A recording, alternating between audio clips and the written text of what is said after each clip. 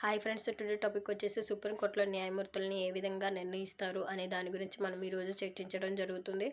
సుప్రీంకోర్టులో న్యాయమూర్తులను రాష్ట్రపతి నియమిస్తారు. కొలీజియంను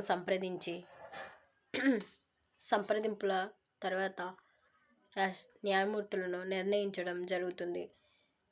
కొలీజియం అంటే ఏంటి? కొలీజియం అంటే సుప్రీంకోర్టు న్యాయమూర్తులను నిర్ణయించేటప్పుడు 5 సభ్యులుగా కొలీజియం అనేది ఉండడం జరుగుతుంది. అదే హైకోర్టులో అయితే 3 సభ్యులు ఉండడం, కొలీజియంగా 3 సభ్యులు ఉండడం జరుగుతుంది.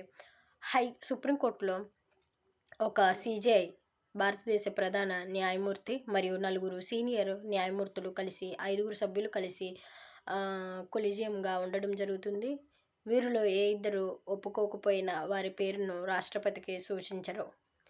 హైకోర్టులోనేమో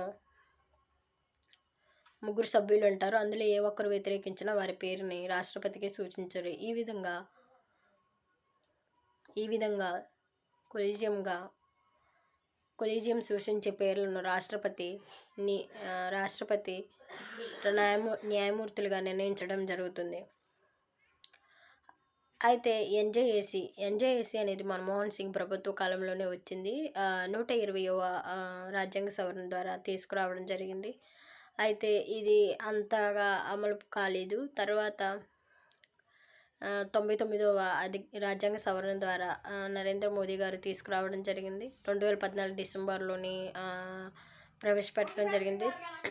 అయితే 2015 అక్టోబర్లోని సుప్రీంకోర్టు ఒక సంచలనాత్మక తీర్పునివ్వడం జరిగింది. ఈ ఎన్జేఏసీ అనేది చెల్లదు అని. ఎన్జేఏసీ చెల్లదు, ఇది రాజ్యాంగ విరుద్ధం అని తీర్పునివ్వడం జరిగినది. కొలీజియంను సంప్రదించే రాష్ట్రపతి న్యాయమూర్తులను నిర్ణయించాలని చెప్పడం జరిగినది. అయితే ఇలాగా న్యాయమూర్తులను కొలీజియం ద్వారా వాళ్ళే నిర్ణయించుకుంటున్నారు, ఇంకా మేమెందుకు అని గవర్నమెంట్ అనడం జరుగుతుంది. మొదటి జడ్జెస్ కేస్ అనేది 1981లోనే జరిగింది. ఇది ఏం చెబుతుంది అంటే, న్యాయమూర్తులను నిర్ణయించేటప్పుడు కొలీజియంను సంప్రదించడం తప్పనిసరి కాదు, రాష్ట్రపతి కొలీజియంను సంప్రదించడం తప్పనిసరి కాదు అని చెప్పింది. కానీ 1993లో కొలీజియంను తప్పనిసరిగా సంప్రదించాలి అని సుప్రీంకోర్టు చెప్పడం జరిగింది.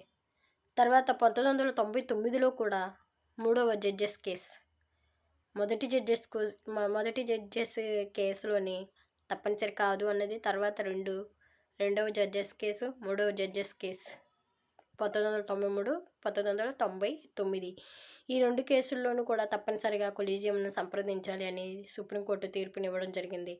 యాక్చువల్లీ రాష్ట్రపతి గారు కేంద్ర క్యాబినెట్ని సంప్రదించాలి, కొలీజియంలో సిజేఐని సంప్రదించి సుప్రీంకోర్టు న్యాయమూర్తులను నిర్ణయించాలి. అయితే గవర్నమెంట్ ఏమో ఇంకా మీరే నిర్ణయించుకుంటున్నారు, మేమెందుకు అంటుంది. ఈ విధంగా ఈ రెండింటి మధ్య ఘర్షణలు అనేవి ఎప్పటి నుంచో జరుగుతూనే ఉన్నాయి.